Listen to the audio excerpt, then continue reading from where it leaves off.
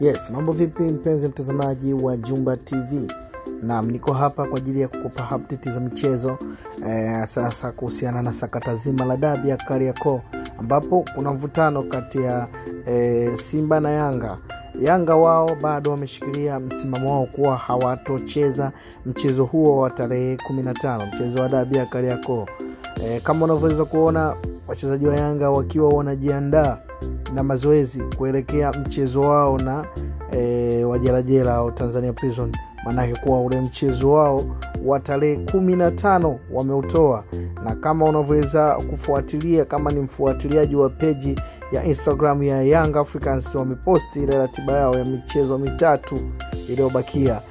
Katika michezo ile mitatu iliyobakia, mchezo wa Simba Sports Club haupo, yani mchezo wa dabi ya Kariakoo wao wameutoa.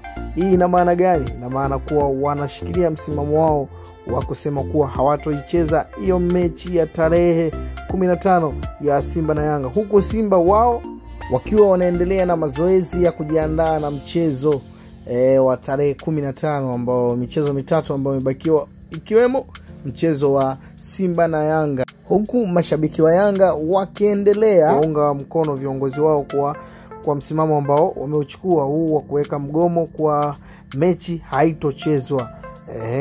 Mechi haitochezwa. Hivyo Yanga amebakiza michezo mitatu tu, Singida Black Star na hao wajelajela ambao wanacheza nao na Dodoma Jiji. Hivi michezo mitatu ambayo imebakia, ukiachana mchezo wa Kipolo kama unaweza kuona, lakini mchezo wa tarehe 15 watucheza.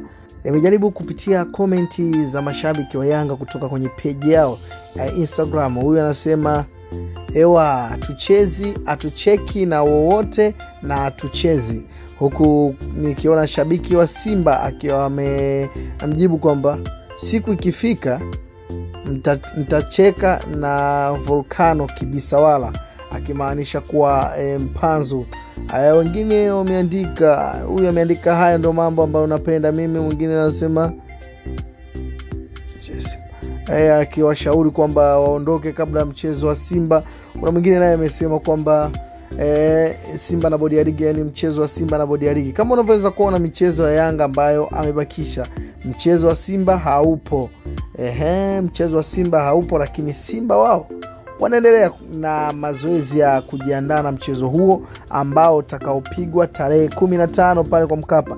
Na pia mashabiki viongozi na mashabiki wa Simba wamewataka Yanga kusema viingilio vya mchezo huo ili wao waanze kununua tiketi mapema, kwa sababu wanahitaji kwenda kushuhudia huo mtanange. Ikiwa kama Yanga ndo mwenyeji wa mchezo huo, basi wanamuomba ataje viingilio vya mchezo ili wao waweze kulipia na kwenda kutizama mchezo huo mubashara kabisa. Nikusihi tu usisahau kusubscribe na pia kutuandikia maoni yako kuhusiana na mchezo huo wa tarehe 15. Je, Yanga wako sahihi kugoma au Simba wako sahihi kujiandaa na mazoezi? Kipi ambacho unaweza kutuandikia kupitia comment na sisi tutakisoma.